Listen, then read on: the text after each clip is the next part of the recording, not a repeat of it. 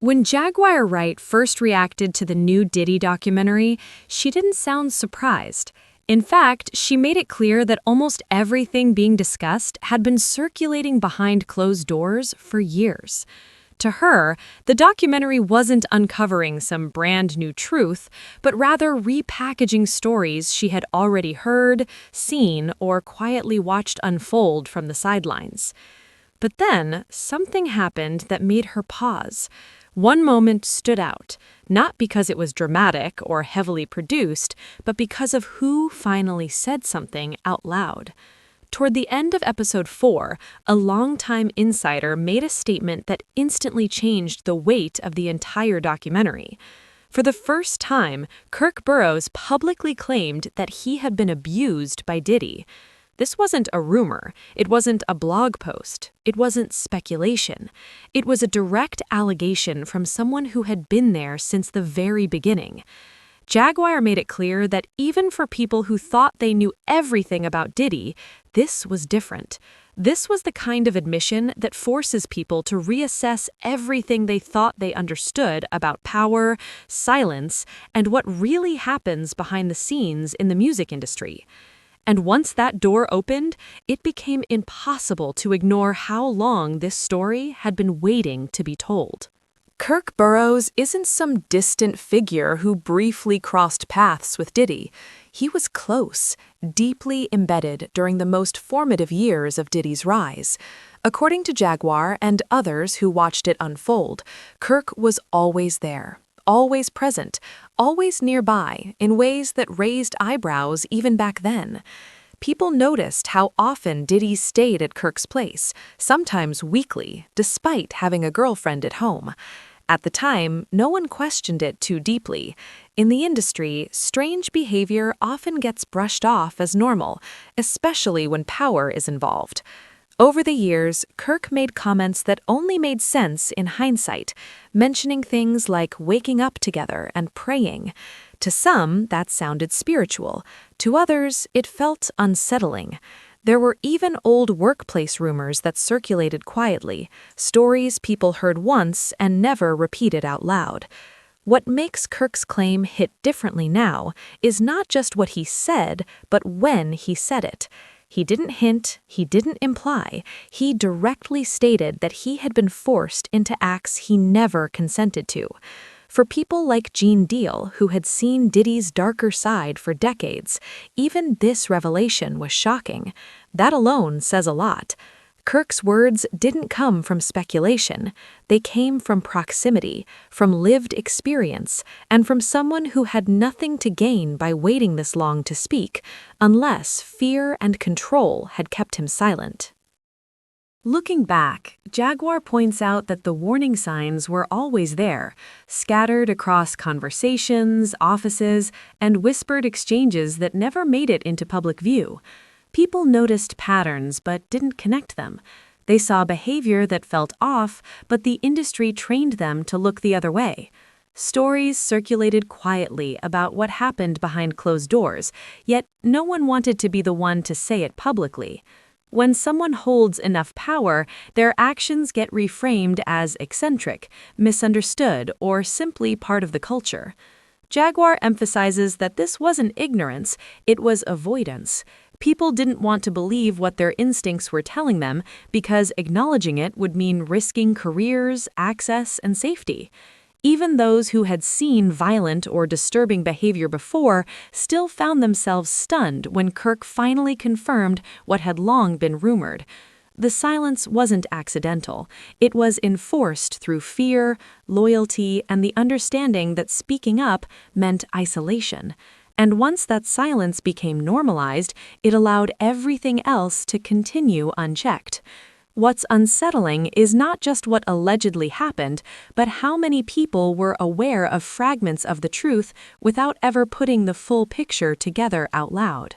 One of the biggest questions raised after Kirk's revelation was simple: why now? Jaguar reminds people that timing is everything when power dynamics are involved. Kirk didn't speak earlier because the environment didn't allow it. Back then, speaking up wasn't just dangerous, it felt pointless. The industry protected its own, and the people at the center of it held too much influence. Jaguar recalls conversations from years ago where she made it clear she wouldn't speak on Kirk's story until he chose to speak himself. And now he has.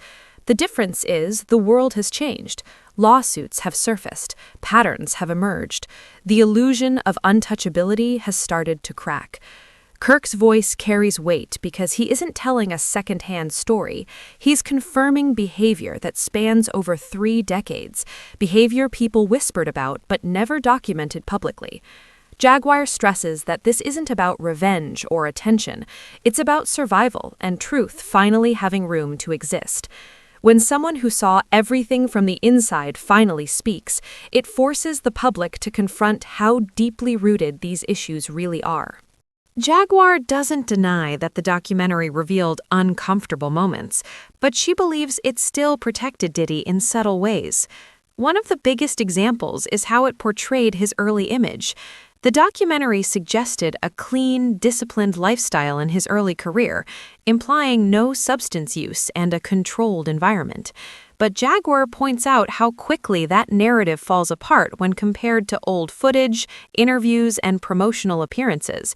Champagne bottles were everywhere. Industry parties were constant. Old audio even captures Diddy joking about being drunk and high within days. To Jaguar, this isn't about judging habits, it's about honesty. She believes the documentary rushed past how quickly Diddy was absorbed into the darker side of the industry and how that shift shaped him. By smoothing over those contradictions, the documentary avoids asking harder questions about accountability and transformation.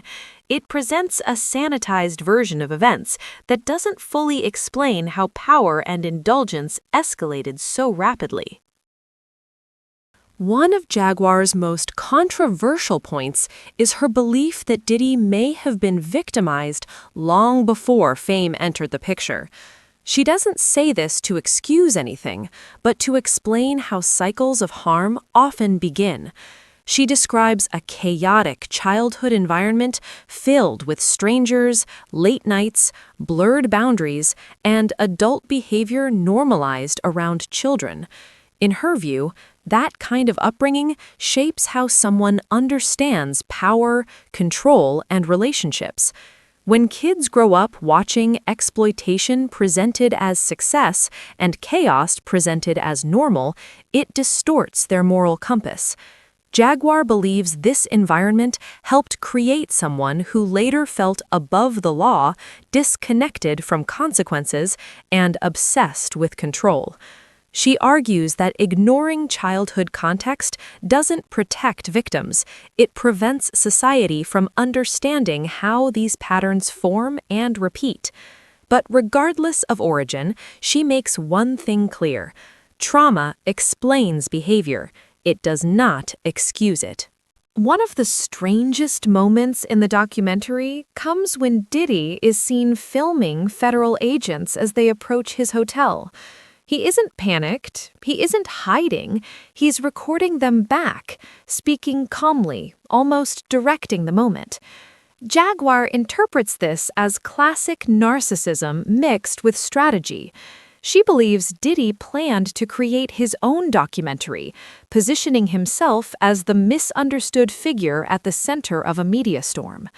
What disturbed her most wasn't the filming itself, but the conversations caught on camera. Discussions about public perception, messaging, and controlling how potential jurors might think before any formal charges existed raised serious concerns. Jaguar argues that this wasn't confidence, it was calculated. It showed someone who believed he could shape reality itself through media and influence. And that belief, she says, is far more dangerous than arrogance. Jaguar also draws attention to who was missing from the documentary. Major industry figures who were present during critical moments simply weren't named. To her, this wasn't accidental. It was strategic storytelling designed to isolate blame while protecting a wider network. She questions why certain relationships, conflicts, and alliances were glossed over, especially when they overlapped with major historical moments in hip-hop. By narrowing the focus, the documentary creates the illusion of accountability while avoiding deeper systemic exposure. Jaguar believes this pattern mirrors how powerful institutions have always operated, sacrificing one figure while preserving the structure that enabled them. Once you recognize that pattern, it becomes difficult to unsee. Despite everything, Jaguar believes this moment is different. The volume of voices, the consistency of allegations, and the insider confirmations have shifted the narrative. This isn't one accusation or one disgruntled former associate. It's a convergence of stories that align too closely to ignore. She believes the public is finally seeing what happens when money, power, and silence intersect for too long. Whether or not the full truth ever comes out, the damage is already done. The image has cracked. And once that happens, control becomes impossible. The question now isn't whether the industry knew, it's how long it chose not to care.